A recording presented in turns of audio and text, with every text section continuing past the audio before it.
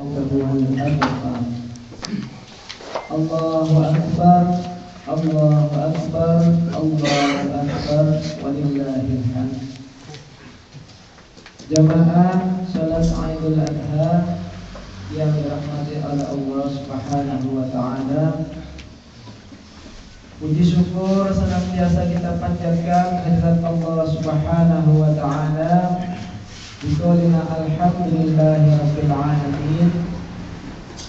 Karena pada hari ini yang bertepatan dengan hari raya Idul Adha, hari yang sering kita dengar juga sebagai hari raya Kurban, kita masih dan tetap diberikan nikmat oleh Allah Subhanahu wa taala, khususnya nikmat iman dan Islam, sehingga pada kesempatan pagi hari ini kita diberikan oleh Allah, diberikan rezeki, diberikan izin dan rahmatnya, dan alhamdulillah dapat melaksanakan salat Idul Adha secara berjamaah di Masjid Al-Hikmah, insyaallah.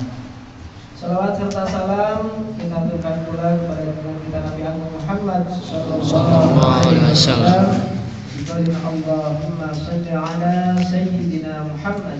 Mari berbanyak salawat kepada beliau. Karena apa?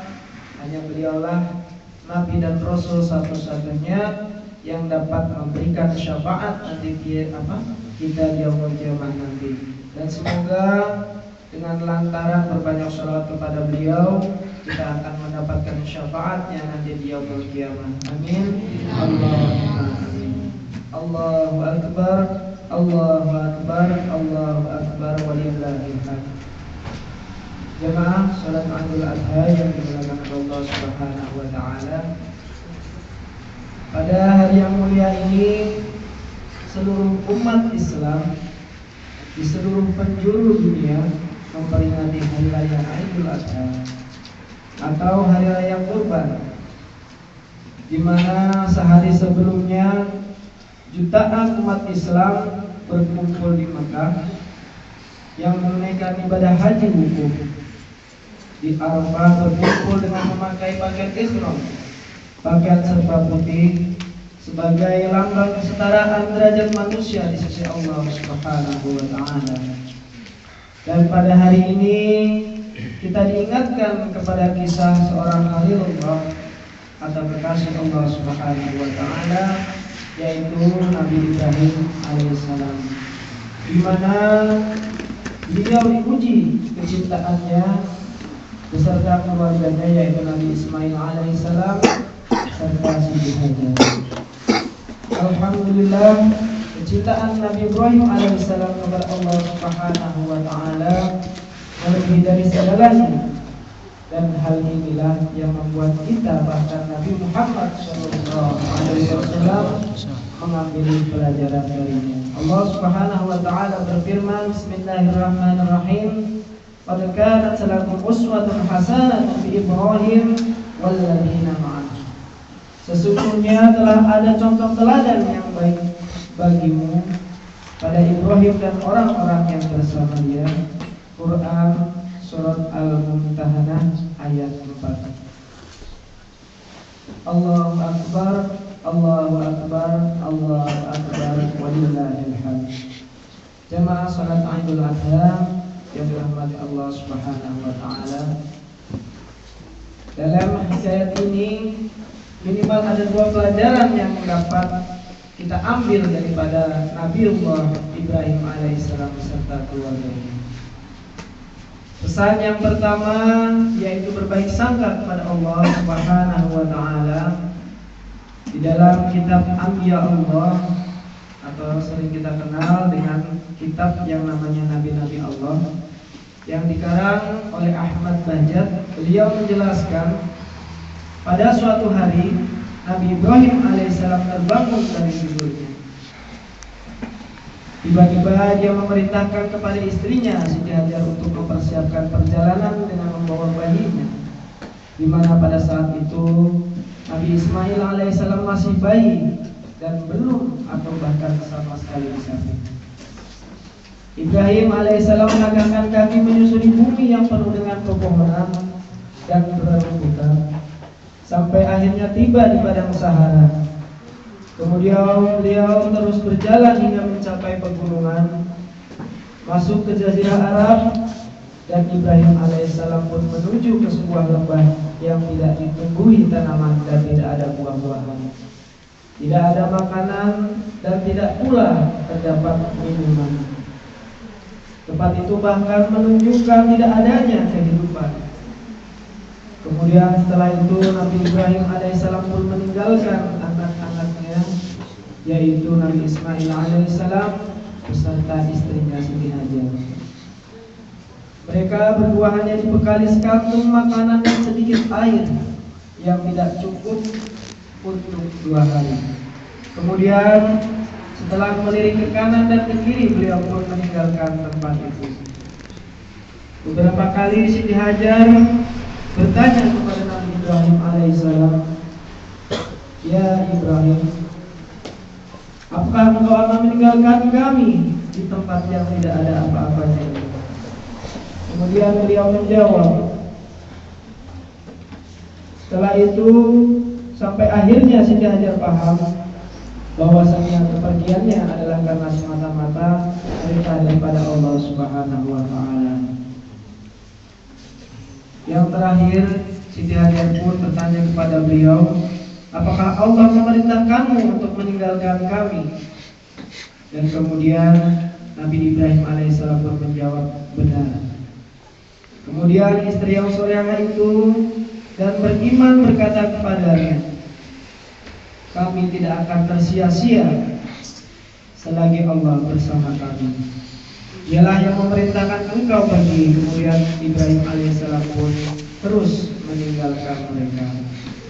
Allahu Akbar, Allahu Akbar, Allahu Akbar, wa illahil hamd.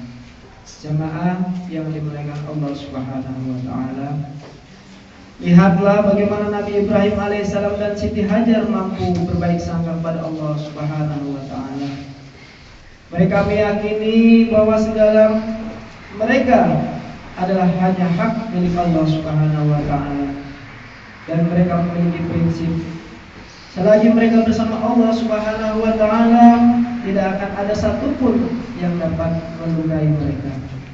Dari Abu Hurairah radhiyallahu anhu berkata, Rasulullah Muhammad sallallahu alaihi wasallam bersabda, di dalam firman-Nya Allah Subhanahu wa taala berfirman, "Aku tergantung pada prasangka hamba-Ku, dan aku bersamanya jika ia mengingatku.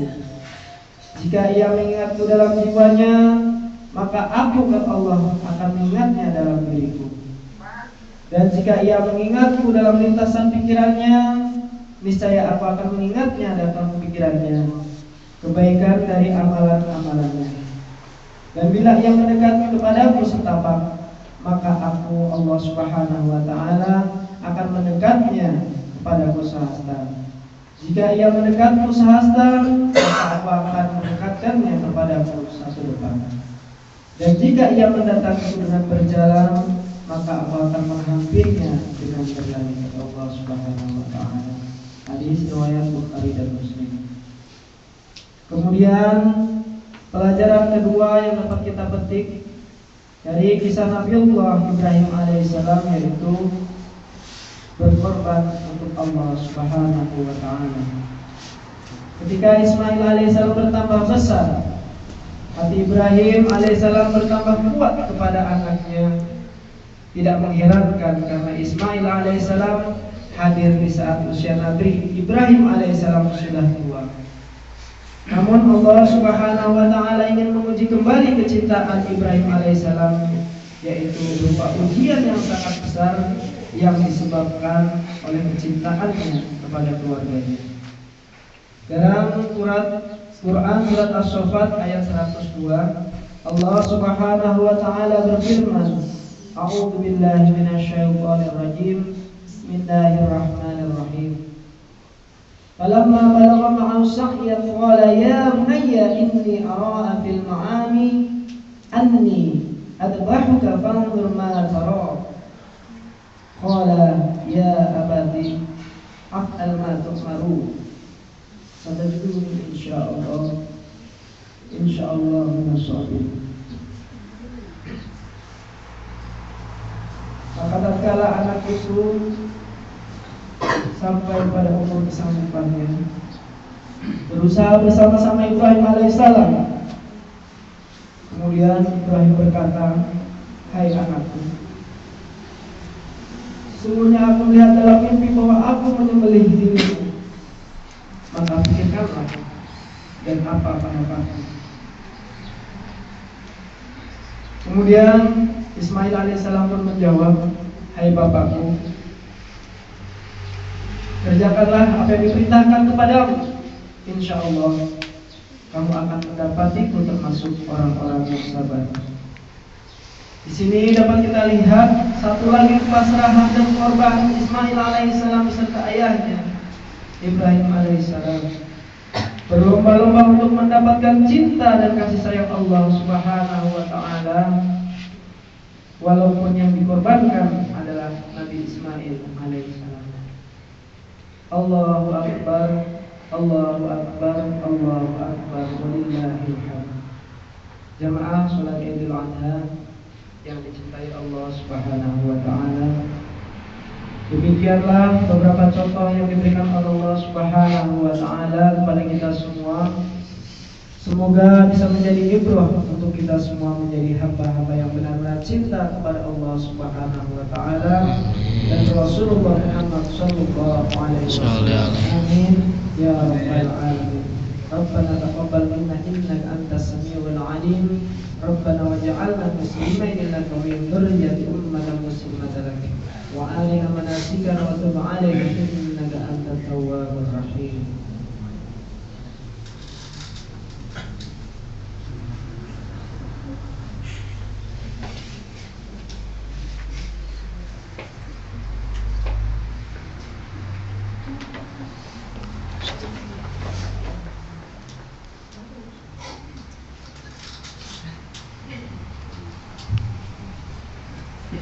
Allahu akbar, Allahu akbar, Allahu akbar, Allahu akbar, Allahu akbar, Allahu akbar, Allahu akbar, walillahil hamd. Jemaah salat Idul Adha yang dimuliakan Allah Subhanahu wa taala, akhirnya marilah kita sama-sama berdoa kepada Allah Subhanahu wa taala supaya kita ditetapkan iman dan Islam kita, diberikan kekuatan olehnya untuk dapat menjalankan apa yang menjadi perintahnya serta menjauhi segala apa yang menjadi larangannya, dan kembali nantinya dalam keadaan husnul khatimah. Amin. Allahumma shalli wa sallim ala sayyidina Muhammad wa ala ali sayyidina Muhammad.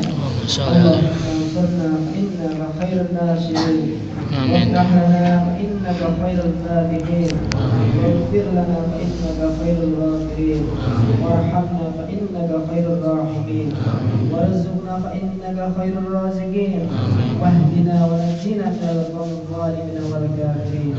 اللهم ربنا آتنا في الدنيا حسنة وفي الآخرة حسنة وقنا عذاب النار. سبحانك ربك رب العزة عما يصفون وسلام على المرسلين والحمد لله رب العالمين.